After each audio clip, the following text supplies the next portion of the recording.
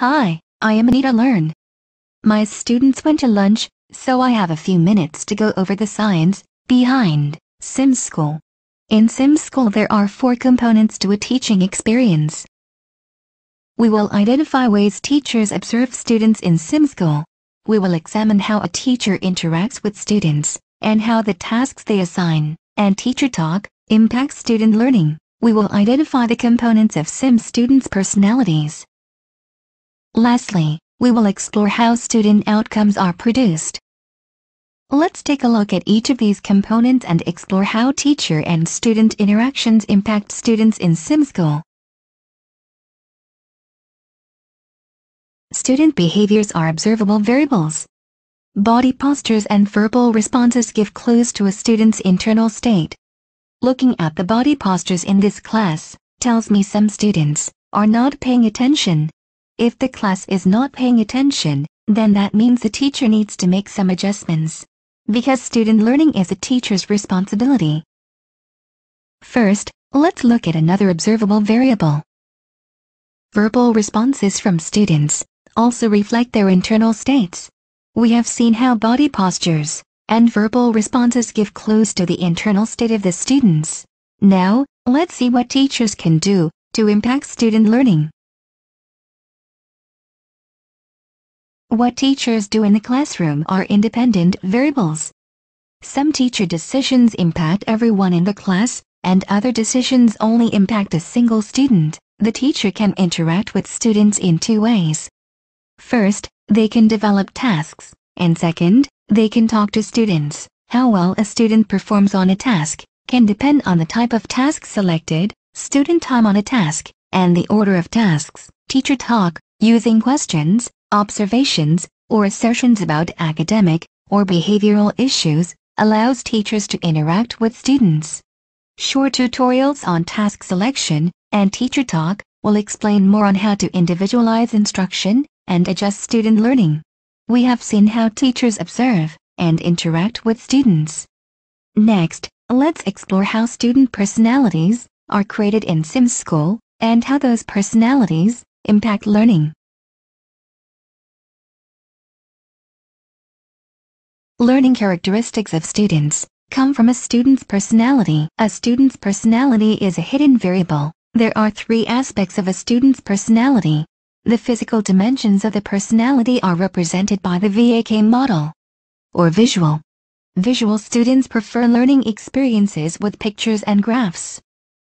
Auditory. These students prefer to learn through listening to information or music. And kinesthetic learning preferences. Kinesthetic learners like movement and hands-on learning.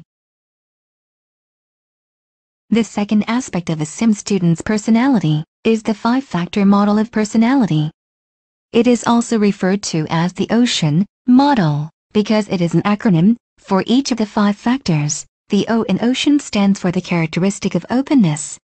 Students who exhibit openness are inventive and curious. Those on the other end of the spectrum of openness are consistent and cautious. Conscientious students are efficient and organized, whereas students who are less conscientious tend to be more easygoing and somewhat careless. The characteristic of extroversion demonstrates someone who is outgoing and energetic. If you are at the other end of the spectrum, you may be considered to be introverted or more solitary and reserved. With all of these personality traits, students can be at the low end of the spectrum, the high end of the spectrum, or somewhere in between. Agreeable people are friendly and compassionate. However, people who are not agreeable can be cold and unkind. The characteristic of neuroticism is reversed in simSchool.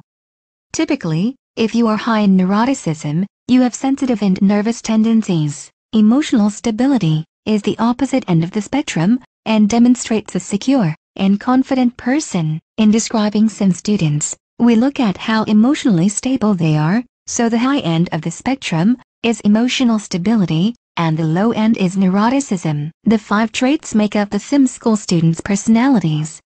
Research has shown that personality is an important component in a student's willingness to perform. The third aspect of the sim student's personality is the cognitive dimensions of academic and language proficiency. This is the expected academic performance of a student. A teacher can view the academic and language proficiency of a student by reading the background reports. The background report can be found by clicking on the computer screen in your classroom. A class roster will appear with all of the students you are currently teaching.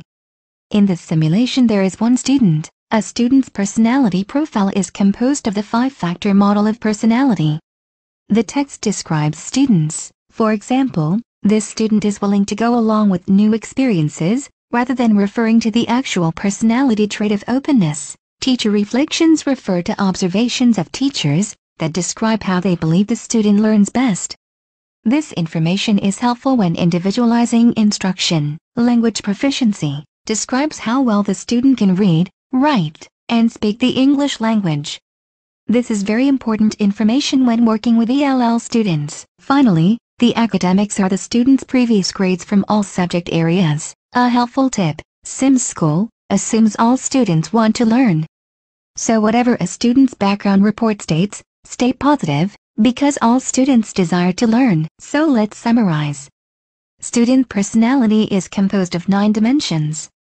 5 are openness, conscientiousness, extroversion, agreeableness, and neuroticism. The 3 dimensions of the VAK model, visual, auditory, and kinesthetic learning preferences, make 8. Language proficiency and academic performance are combined into the dimension of expected academic performance. So, there you have the 9 dimensions of student personality. Now that we have seen how student personalities are created, let's explore student outcomes that result from various types of student learners. Student outcomes are how the students respond to the other variables. The teacher's observations of the student's behavior, that consists of body language and verbal responses, helps the teachers decide what to do in the classroom, what tasks to select, and how to talk to the students. Students' personalities composed of the VAK model, 5-factor model, and academic performance are directly related to the way a student reacts to learning. That brings us to the student outcomes, or how well students learn. This information in simSchool is recorded in a feedback report that teachers can view after the simulation. This is an example of a feedback report. It records moment-by-moment activity during the classroom simulation. Notice the color-coded lines on the graph. Each color represents a personality trait. The red line represents academic outcomes. This student did not excel academically in the tasks to review last week's lesson, take an oral quiz, and take notes in a lecture. If you look at the blue line, you can see that the student's persistence throughout the task improved. Persistence aligns with the personality trait of conscientiousness. The intellect, or openness, improved as well. At the end of the oral quiz, and during the note-taking, from the feedback report, teachers can decide how to adjust the lesson to improve academic performance. Could the student learn more if the lesson was longer, shorter, more hands-on, more student-centered? These are questions you may consider before making adjustments to a simulation to improve academic performance. This is a very short introduction to a feedback report. To learn more, watch the tutorial on feedback reports. Oh, it looks as if my students are back from lunch. So I need to get back to my classroom. This tutorial reviewed the science behind simSchool. The variables of simSchool were discussed. In a nutshell, teachers observe student behaviors, create tasks and talk to students. Through this interaction, teachers can learn more about the emotional, physical, and cognitive dimensions of students. If you know about a student's personality, learning preferences, and academic history, you can better plan activities, projects, and lessons to engage students in learning. This produces better student outcomes. After all, to be an effective teacher means our students are learning.